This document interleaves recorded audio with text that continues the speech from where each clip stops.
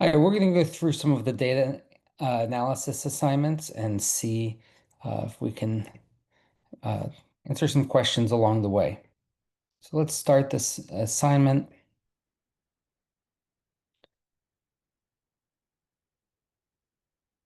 So we're going to do the data analysis assignment for the lower of cost or market on your inventory. Okay, so here it's asking you to look at say some inventory that you have in stock and determine whether the cost of what you bought it for or the market value currently is lower. Okay, so you would use this, for example, if you were buying a new retail store, you wouldn't want to give the full value of the inventory necessarily. You would give the lower of what the previous owner purchased the inventory for, or what the current replacement value is, the market value of that inventory. And so you'd give the lower of the two if you were purchasing a retail store. So we start this out. We have three columns. We have to calculate the total cost, right, which will be your quantity times your per unit cost, the total market value, which is going to be your quantity times the current market value. And then in the third column, we're doing the lower of the cost or market. Okay, and we're doing that for each row. So for the total cost, we do our quantity times our cost per unit. For the total market value, we do our quantity times the current market value. And for the lower of cost or market, we use an if state or use the min statement. Sorry, we use the min of the total cost or the total market value. And that'll be the lower of cost or market is the minimum of those two numbers. See here, it's for me, it's 12,500, which is the minimum of 12,500 and 14,000. So we can highlight all three of those and double click in that bottom right corner and it expands it down. So the next part of this, so that'll answer R1, R2, and R3 for you. So you can look at your numbers. Then we go down to the next section where we have to create a pivot table. And so we can create a pivot table. I'll do insert pivot table. I select my cell range, everything here, all of my data I'm going to put into this pivot table. And I'm going to put it in a new worksheet. Okay. And we look at the questions. It says, what is the value of inventory when lower of cost or market is applied to total inventory? So we can look at the total cost and the total market. Okay. And we look at those two numbers and we very simply can say, well, what's going to be less, the total cost or the total market? And obviously, looking at that, the sum of total market value is going to be less.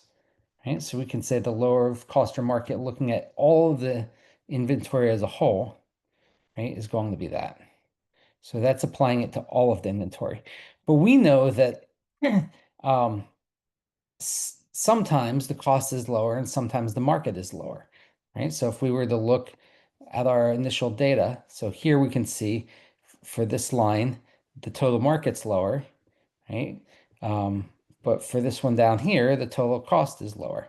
And so what if we said, you know what, if I'm buying this store, I want to pay on a per item basis. So by SKU, we want to pay the lower of cost or market. So we'll add another line in here, which is the lower of cost or market by row. And that'll go row by row and tell me what is the less, the cost or the market, row by row. And obviously this is going to be a lower number, right, than either the sum of the total costs or the sum of the total market, because we're taking the least at each row. And so we plug that in there. Okay.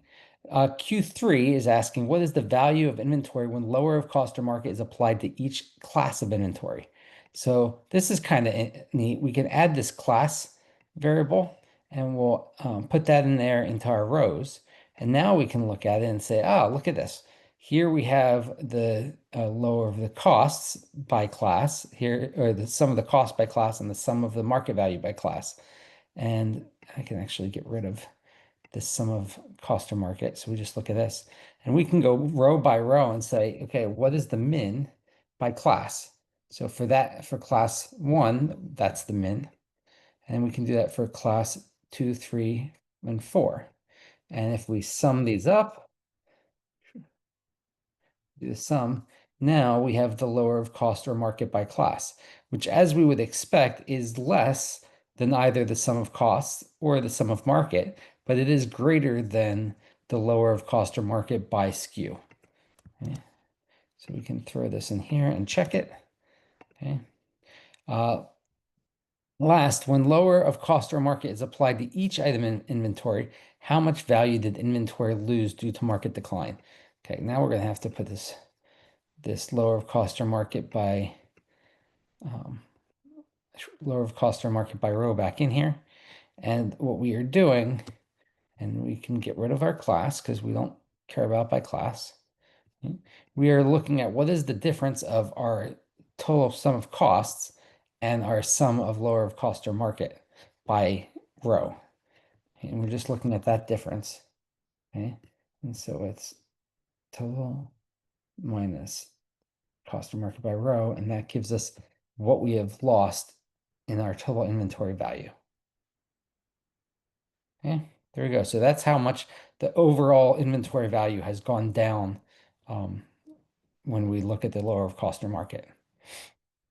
Hey, lastly, the lower of cost or market, what is this? Is it an example of a company choosing an accounting method to reduce the possibility of overstating assets income results in a gain on the income statement if market value is greater than cost? It's required when the prices of all inventory items of a company's purchases are continuously rising with an alternative FIFO as an inventory cost flow assumption. I'm going to let you guys work that out and read through all of them. So hopefully this helps you understand the lower of cost or market. Okay, thank you and have a good day.